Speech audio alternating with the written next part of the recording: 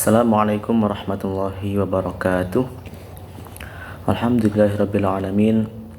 Assalatu wassalamu ala asyrafil anbiya'i wal mursalin sayyidina wa maulana Muhammadin wa ala alihi wa ashabihi ajma'in.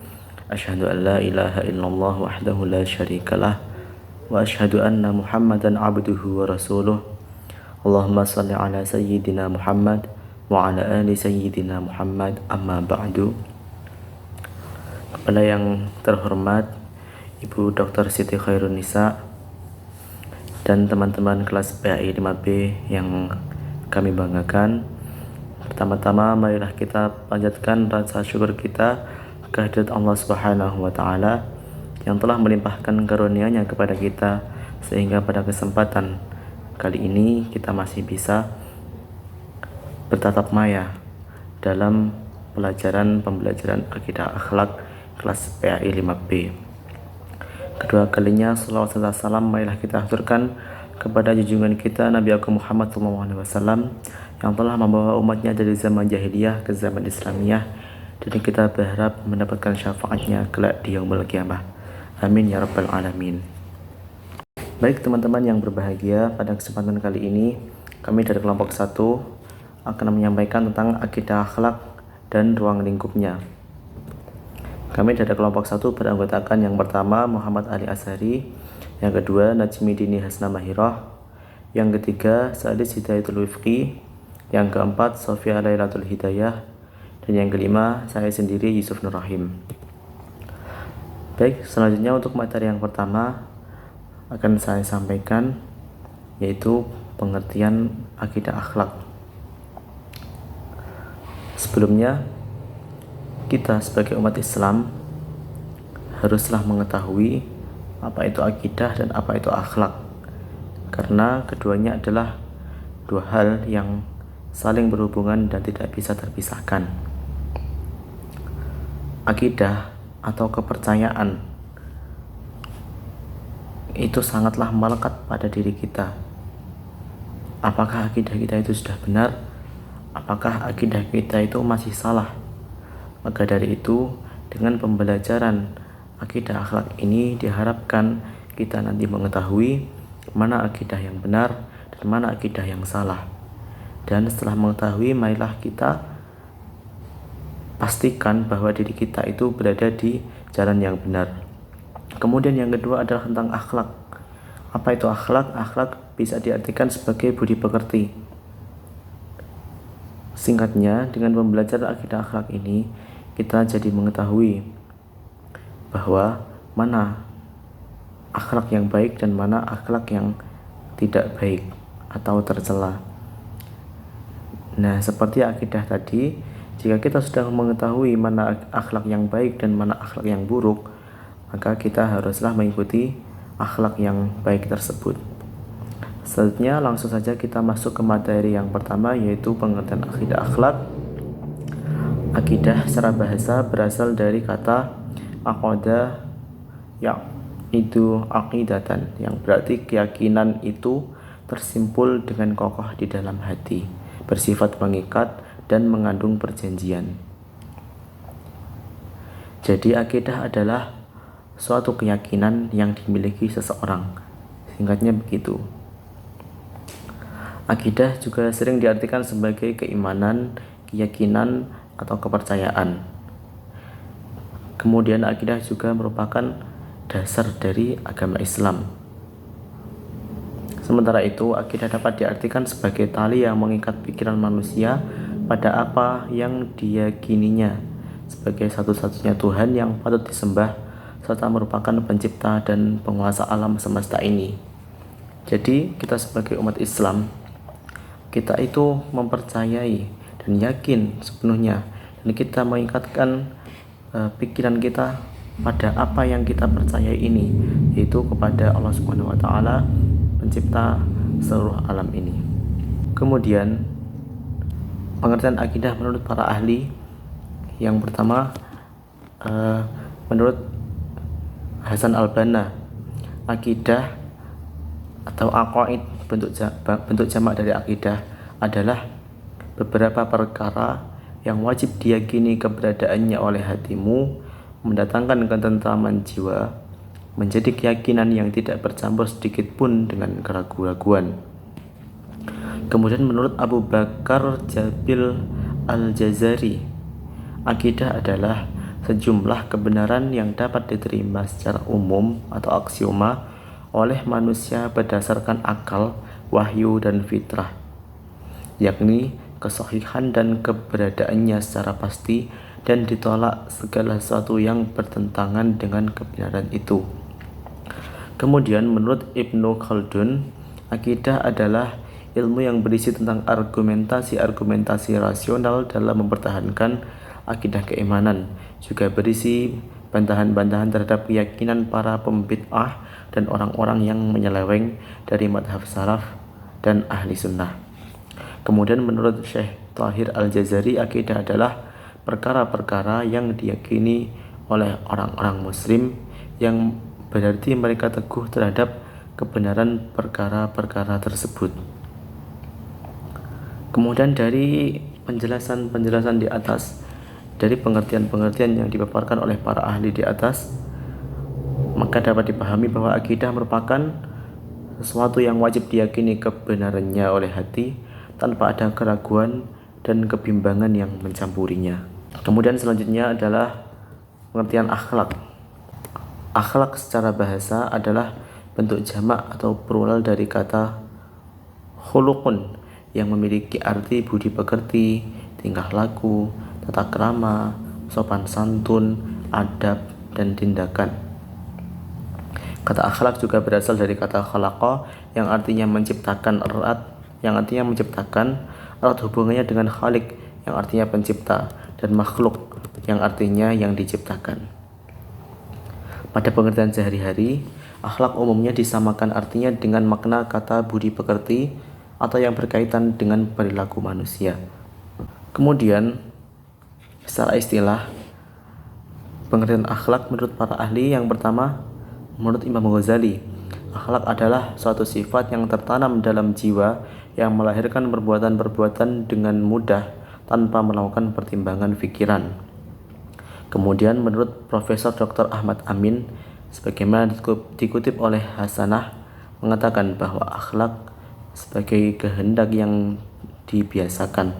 Maksudnya sesuatu yang mencirikan akhlak itu ialah kehendak yang dibiasakan. Maka kebiasaan itu dinamakan akhlak.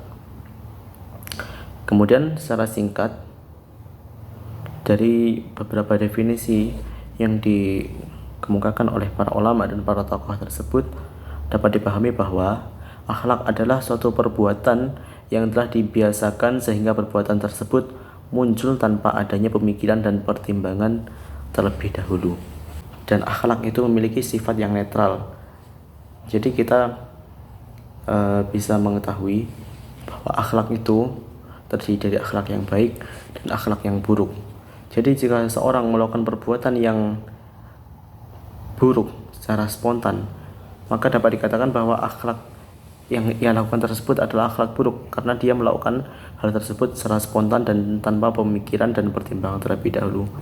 Begitu juga sebaliknya, jika seorang melakukan kebaikan secara spontan, maka akhlak dia adalah akhlak yang baik. Kemudian selanjutnya, dari pemaparan pengertian akidah dan pengertian akhlak di atas, maka pengertian akidah akhlak adalah dua kelompok ilmu dalam Islam, yaitu ilmu tentang kepercayaan dan ilmu tentang tingkah laku yang merupakan wujud nyata dari kepercayaan. Nah, maka dari itu akidah dan akhlak tidak dapat dipisahkan karena dua hal tersebut adalah satu kesatuan dan dua hal tersebut selalu berada di setiap kehidupan kita sehari-hari. Kita tidak bisa terlepas dari akidah karena kita haruslah memiliki kepercayaan kepada Tuhan, yaitu kepada Allah Subhanahu wa taala, dan juga kita tidak bisa terlepas dari akhlak karena kita sehari-hari selalu berinteraksi dengan manusia, selalu berinteraksi sosial, bukan hanya kepada manusia, juga kepada binatang, kepada tumbuhan, lingkungan, dan lain-lain. Begitu materi yang dapat saya sampaikan. Selanjutnya akan dipaparkan oleh teman-teman saya. Materi selanjutnya yaitu dasar akidah akhlak. Dasar akidah akhlak adalah Al-Quran dan hadis. Artinya, apa yang disampaikan oleh Allah Subhanahu wa Ta'ala dalam Al-Quran dan oleh Rasulullah di dalam hadis wajib diimani, diyakini, serta diamalkan.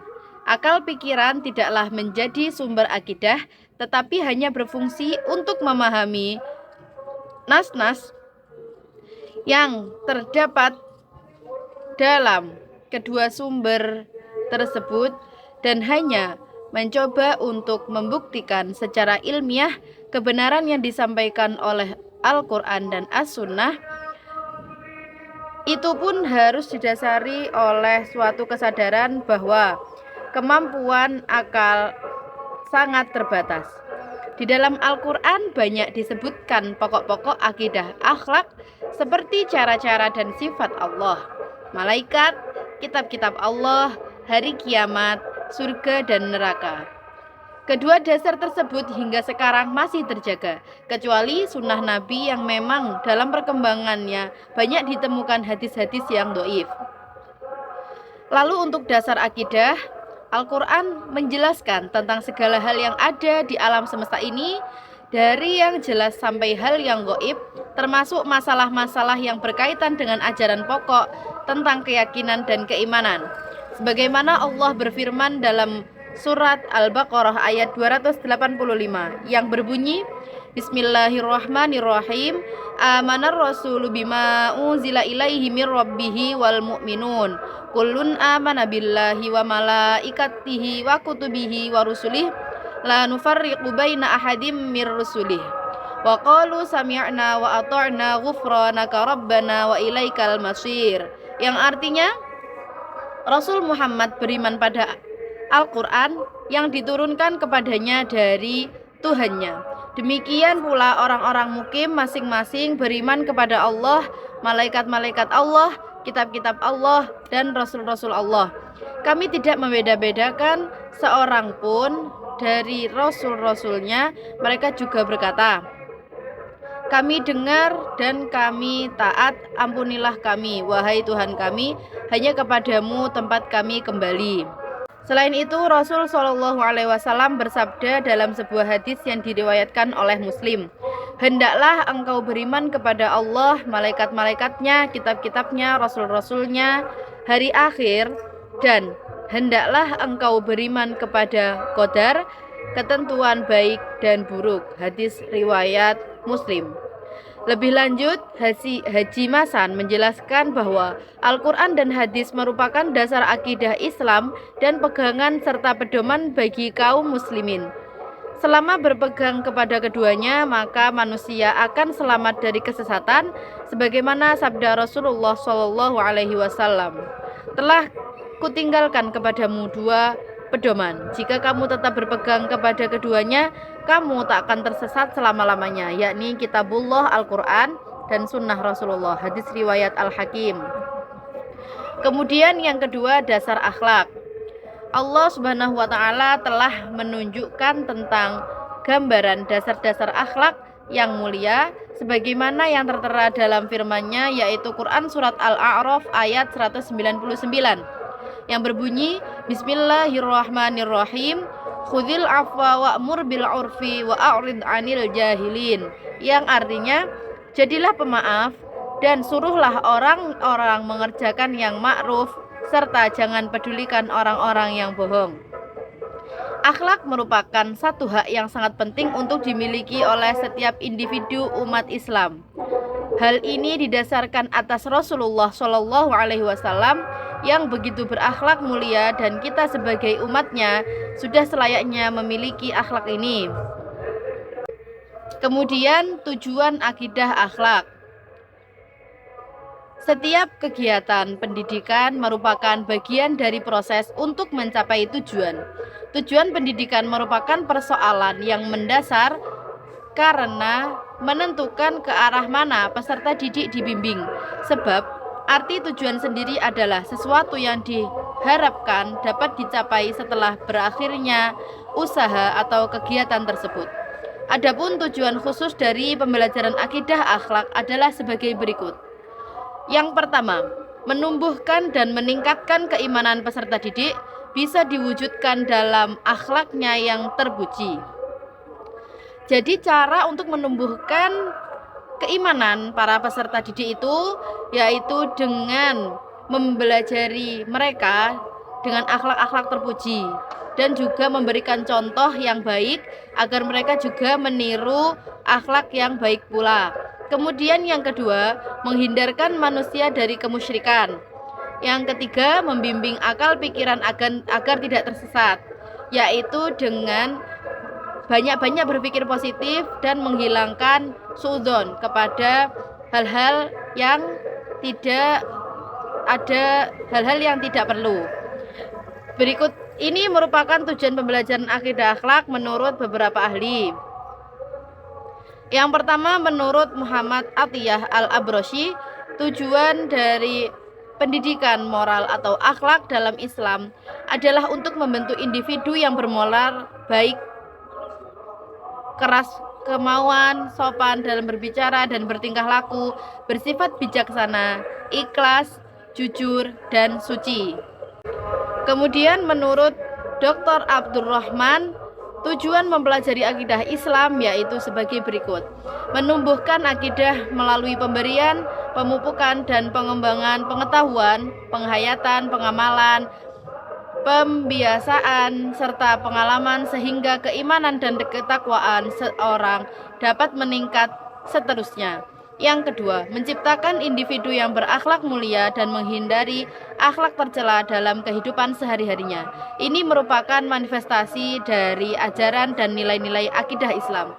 Kemudian yang ketiga, penanaman nilai ajaran Islam sebagai pedoman mencapai kebahagiaan hidup di dunia dan akhirat.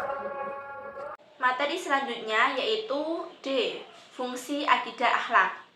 Akidah diibaratkan sebagai pondasi dalam mendirikan sebuah bangunan.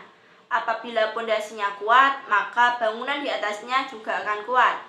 Apabila pondasinya lemah, maka bangunan di atasnya akan cepat roboh atau cepat runtuh. Tidak ada bangunan yang tidak mempunyai pondasi. Oleh karena itu, setiap orang, setiap manusia harus beriman kepada Allah Subhanahu wa taala dan harus beriman kepada Nabi Muhammad SAW sebagai utusannya. Agar apa? Agar mereka selamat di dunia dan di akhirat. Adapun fungsi dari akidah akhlak ada 4 di antaranya. Yang pertama, akidah berfungsi sebagai pedoman atau landasan seseorang dalam menjalankan ajaran Islam. Adanya akidah inilah yang menjadikan keyakinan terhadap agama Islam menjadi begitu kuat dan menjadi dasar dibangunnya ajaran Islam yang lainnya. Yang kedua, akidah berfungsi untuk membentuk kesalehan seseorang dalam menjalankan kehidupan di dunia. Maksudnya apa? Maksudnya akidah menjadi modal awal seseorang dalam mencapai kebahagiaan di akhirat. Di mana ketika di dunia, seseorang yang memegang akidah dengan teguh akan yakin bahwa apa yang dilakukannya itu akan dipertanggungjawabkan di akhirat kelak. Selanjutnya yang ketiga, akidah berfungsi dalam menetapkan status seorang muslim atau tidak. Karena apa? Akidah digunakan dalam mendasari seseorang untuk berucap dan mengamalkan ajaran Islam.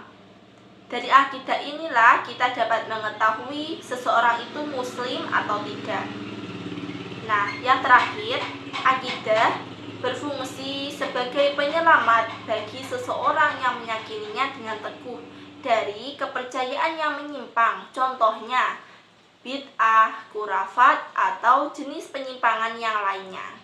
Materi selanjutnya atau materi yang terakhir yaitu ruang lingkup akidah akhlak.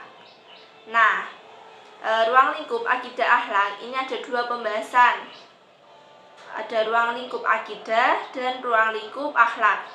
Saya akan menjelaskan mengenai ruang lingkup akidah. Menurut Hasan al-Banna, ruang lingkup akidah ada 4. Antara lain, yang pertama ada ilahiyat. Apa itu ilahiyat? Ilahiyat adalah pembahasan tentang segala sesuatu yang berhubungan dengan ilah atau Allah atau Tuhan. Contohnya apa? Contohnya wujud-wujud Allah, sifat-sifat Allah, nama-nama Allah, af'al, dan lain sebagainya. Yang kedua, ada nubuat. Apa itu nubuat? Nubuat adalah pembahasan tentang segala sesuatu yang berhubungan dengan Nabi dan Rasul. Contohnya apa? Contohnya mukjizat, karomah, atau kitab-kitab, dan lain sebagainya. Yang ketiga, ada sam'iyat. Apa itu sam'iyat? Sam'iyat adalah pembahasan tentang segala sesuatu yang berhubungan dengan sam'i atau yang bisa diketahui lewat sam'i. Sam'i itu berupa dalil nakli, Al-Quran dan hadis. Contohnya surga dan neraka, akhirat, setelah itu azab kubur, dan lain sebagainya. Yang terakhir ada ruhaniyat. Apa itu ruhaniyat? Ya, ruhaniyat adalah pembahasan tentang segala sesuatu yang berhubungan dengan alam metafisika. Contohnya seperti roh, jin, iblis, setan, malaikat-malaikat, atau lain sebagainya. Nah, selain itu semua, pembahasan ruang lingkup akidah menurut Arkanul Iman, yaitu ada 6 ya arkanul iman, rukun-rukun iman. Yang pertama, iman kepada Allah. Yang kedua, iman kepada malaikat-malaikat Allah. Yang ketiga, iman kepada kitab-kitab Allah. Yang keempat, iman kepada Nabi dan Rasul Allah. Yang kelima, iman kepada hari akhir. Dan yang terakhir, yang keenam, iman kepada qada dan qadar Allah. Terima kasih. Ruang lingkup akhlak. Ruang lingkup akhlak dibagi menjadi 3. Yang pertama, akhlak kepada Allah atau hablu minallah. Yang kedua, akhlak kepada alam atau hablu minal alam. Dan yang ketiga, akhlak kepada manusia atau hablu minan nas. Akhlak kepada Allah merupakan sikap atau perbuatan manusia kepada Tuhannya sebagai Sang Khalik dan kesadaran bahwa tiada Tuhan selain Allah. Akhlak kepada Allah merupakan pondasi atau dasar dalam berakhlak kepada siapapun di muka bumi ini. Jika seseorang tidak memiliki akhlak yang baik kepada Tuhannya, maka dia tidak akan memiliki akhlak yang baik kepada siapapun. Akhlak kepada Allah dapat dilakukan dengan cara yang pertama, mentauhidkan Allah, yang kedua, bertakwa hanya kepada Allah, dan yang ketiga, bertaubat, yang keempat, berdoa kepada Allah, dan yang kelima, membaca Al-Quran. Yang kedua, mengenai akhlak kepada alam atau hablu minal alam. Akhlak kepada alam adalah perilaku atau perbuatan kita terhadap lingkungan. Berakhlak dengan alam sekitarnya dapat dilakukan manusia dengan cara melestarikan alam sebagai berikut. Yang pertama, dilarang penebangan pohon secara liar. Yang kedua, dilarang pemburuan binatang-binatang secara liar. Yang ketiga, melakukan reboisasi. Baik, di sini saya akan melanjutkan materi yang sebelumnya terkait dengan ruang lingkup akhlak. Selanjutnya adalah akhlak kepada manusia. Akhlak ini dirincikan lagi menjadi beberapa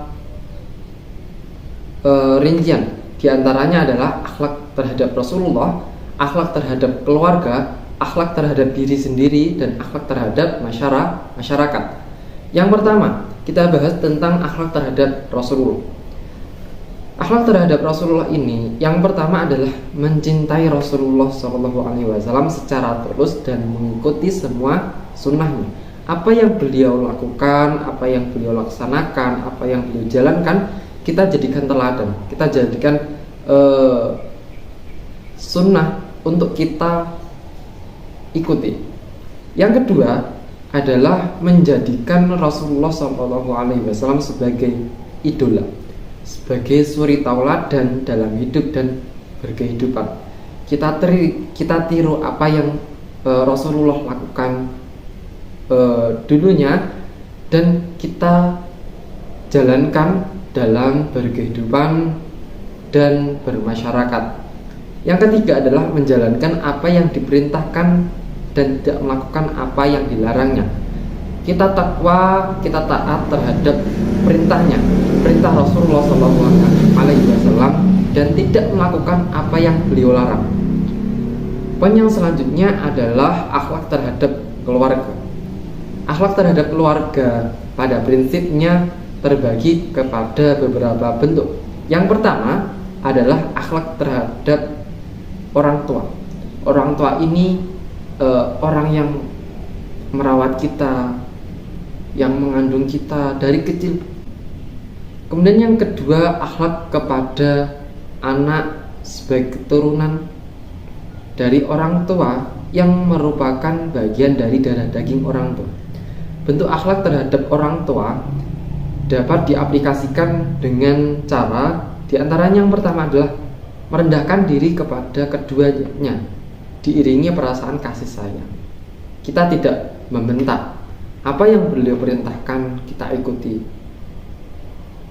Bagaimana merendahkan diri kita terhadap orang tua, terhadap keluarga, itu adalah diantaranya dengan kita tidak meninggikan suara ketika berbicara. Boten keminter, karena banyak anak itu sudah disekolahkan tetapi malah minteri terhadap keluarganya. Jadi dia tidak bisa meletakkan dirinya, meletakkan ilmunya pada tempatnya. Naudzubillahi min dzalik. Kemudian yang kedua adalah berkomunikasi dengan orang tua dengan khidmah, menggunakan kata yang lemah lembut. Bicara yang lemah lembut, halus, pelan-pelan, jangan membentak, jangan menyakiti hati orang tua. Okay? Yang ketiga, berbuat baik kepada orang tua dengan sebaik-baiknya. Lek diperintahkan yo manut. Nggih. Lek dikongkon ndang budal, segera berangkat, segera melakukan apa yang diperintahkan. Taat, manut, patuh. Yang keempat adalah mendoakan keselamatan dan keampunan bagi mereka kepada kedua orang tua, baik masih hidup maupun yang sudah meninggal dunia. Poin yang ketiga adalah akhlak terhadap diri sendiri, yaitu bagaimana seseorang bersikap dan berbuat baik untuk dirinya terlebih dahulu. Karena dari sinilah seseorang akan menentukan sikap dan perbuatannya yang terbaik bagi orang lain. Kalau dirinya tidak bisa berakhlak dengan baik terhadap dirinya sendiri, bagaimana dia bisa berakhlak baik terhadap orang lain? Seperti itu. Sebagaimana sudah dipesankan Nabi Muhammad SAW bahwa mulailah sesuatu itu dari dirimu sendiri. Ibda binafsi. Akhlak terhadap diri sendiri dapat diaplikasikan dengan cara yang pertama, memelihara kesucian atau kehormatan diri. Kita tidak mengotori jati diri kepada orang lain dengan hal yang mengotori diri sendiri seperti zina, membentak orang tua, dan hal-hal yang merusak kehormatan diri sendiri. Itu jangan dilakukan. Yang kedua adalah menutup aurat. Bagian tubuh yang tidak boleh kelihatan menurut hukum syariat agama Islam. Mana yang perlu ditutup, mana yang perlu dijaga. Kita tutup aurat kita. Yang ketiga, jujur dalam perkataan dan perbuatan. Jangan munafik. Apa yang kamu katakan, apa yang kamu lakukan, apa yang kamu perbuat itu ya sesuai saja, sesuai keadaan. Jangan berbelit-belit. Okay? Yang keempat adalah malu terhadap kemaksiatan atau perbuatan jahat. Yang kelima, bersifat ikhlas, sabar dan rendah hati. Nah, poin yang keempat adalah akhlak terhadap masyarakat. Akhlak terhadap seseorang sangat penting dalam bermuamalah terhadap bermasyarakat di lingkungan. Sebagaimana sikap seseorang bergaul dengan individu lainnya atau dalam kelompok tetangga, kelompok bermasyarakat. Akhlak terhadap masyarakat contohnya adalah akhlak terhadap tetangga. Walaupun memang harus diakui bahwa bukan hanya tetangga tetapi juga masyarakat yang tidak seagama, kita harus mampu bertoleransi. Misalnya dalam satu RT atau dalam satu jalan, kita tidak boleh memilah dan memilih. Aku konconan karo sing sugih tok, aku konconan karo sing pintar tok. Jangan. Kita rangkul lingkungan, kita rangkul masyarakat dengan baik. Walaupun memang harus diakui bahwa bukan hanya tetangga, tapi juga masyarakat yang tidak seagama, kita harus toleransi. Seperti akhlak pemerintah kepada rakyatnya, akhlak rakyat kepada pemimpinnya. Adapun akhlak terhadap masyarakat menurut Abu Ahmadi dan Nur Salimi yang dikutip oleh Munirah di antara lain adalah yang pertama, muliakan tamu. Kalau ada tamu yang datang, segera disambut. Monggo pinara, kita berikan jamuan, entah kopi, minuman. Kalau kita belum ada ya minimal kita sambut, kita pinarakan, kita berikan komunikasi yang baik, jangan menyakiti tamu. Ngoten nggih? Ada semboyan tamu adalah raja. Jadi perlakukan orang lain, perlakukan tamu sebagaimana raja. Jangan menyakiti. Okay? Saling tolong menolong atau ta'awun, melakukan kebajikan dan takwa. Yang ketiga, menganjurkan anggota masyarakat termasuk diri sendiri dan orang lain agar tidak melakukan perbuatan jahat, perbuatan yang mungkar. Memberikan makan fakir dan miskin, berusaha melapangkan hidup dan kehidupannya. Kalau kita ada rezeki yang berlebih, kita sedekahkan, kita infakkan kepada orang yang membutuhkan, termasuk dengan fakir dan miskin di lingkungan kita.